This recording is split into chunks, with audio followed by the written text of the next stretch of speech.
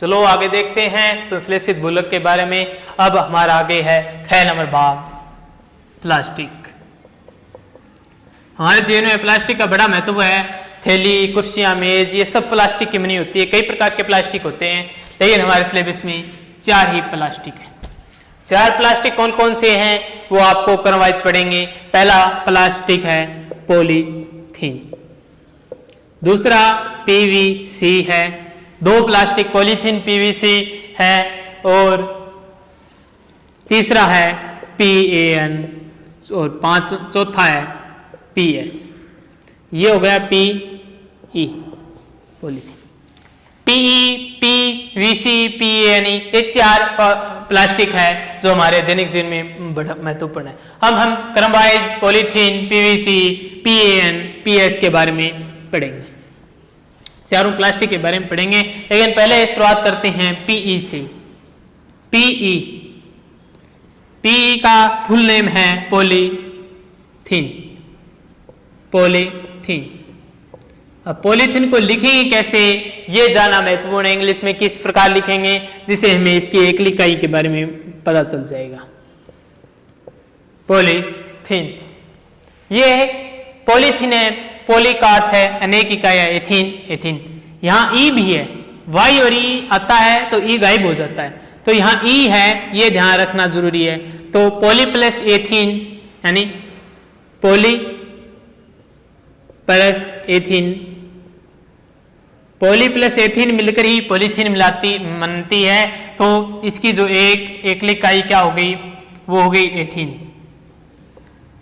एक इकाई क्या हो गई, एथीन। अब एक इकाई के बारे में तो हमें सीधा ही पता चल जाएगा, प्लास्टिक में उसके नाम से ही एक इकाई पता चल गई, एथीन है, हमें पता चल गई एथीन है। अब एथीन एक इकाई पता चल गई, अब आता है इसका संरचना सूत्र क्या है। व्हाट इज संरचना सूत्र? एथीन का संरचना सूत्र है क्या है, किस प्रकार लिखेंगे संरचना सूत्र के बारे में। अब संरचना सूत्र है एथीन मतलब 2 कार्बन, एन का अर्थ है द्विबंध, एक कार्बन करके बंध है, एक द्विबंध है, तो 2 कार्बन लिख दिए, कार्बन के मध्य एक द्विबंध है, तो द्विबंध आ गया, बाकी संयोजकता हाइड्रोजन द्वारा पूरी हो जाएगी। तो ये हमारा एथीन का संरचना सूत्र हो गया। सिंपल है, कोई दिक्कत नहीं है, इसका सिंपल नाम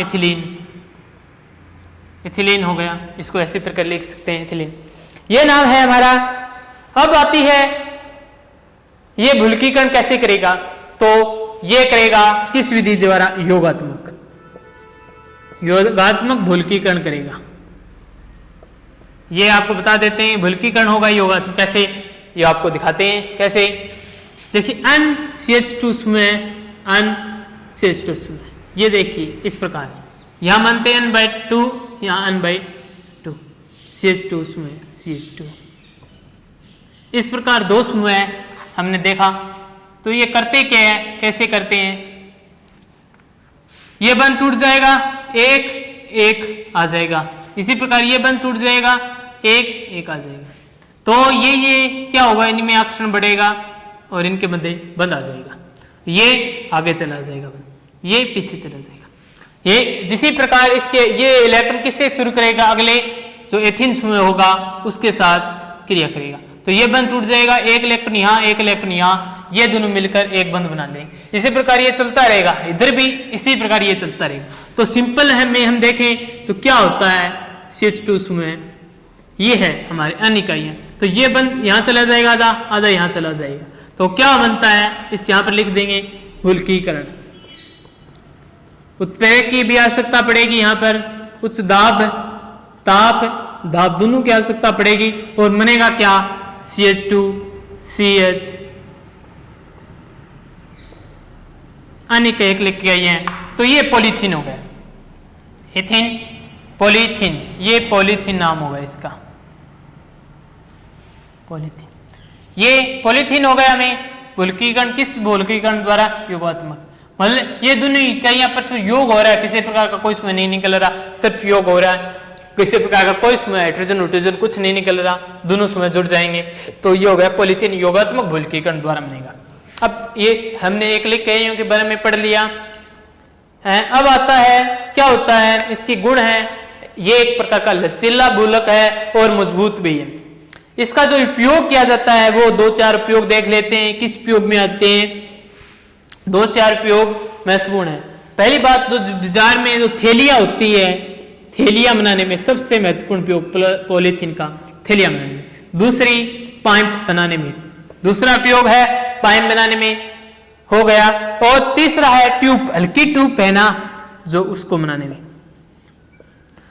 भारी ट्यूब को बनाने में नायलॉन 6 का उपयोग किया जाता है, हल्की ट्यूब बनाने में अलग अलग क्वालिटी की ट्यूब है। थैलियां बनाने में, पाइप बनाने में, ट्यूब बनाने में पॉलीथीन का उपयोग किया जाता है। पॉलीथीन, पॉलीप्लस इथीन, एक लिखा है एथीन। सारे संरचना सूत्र ये हो गया। भूलकीकरण किस प्रकार का करेंगे? योगात्मक, उच्च ताप उच्च दाब की आवश्यकता होगी, उत्प्रेरक की आवश्यकता होगी, जो आपने नहीं दिया, क्या नाम है उत्प्रेरक का? है पॉलीथीन हो गया, ये संरचना सूत्र हो गया। और ये बिंदु बिंदु है, ये मुक्त मूलक क्रियाविधि, मतलब जो भूलक बनेगा वो मुक्त मूलक क्रियाविधि, मुक्त मूलक क्रियाविधि द्वारा बनेगा। इतना ही हमारे सिलेबस में। अगले वीडियो में पढ़ेंगे अगले प्लास्टिक भूलक के बारे में, पीवीसी के बारे में। तब तक के लिए अलविदा, धन्यवाद।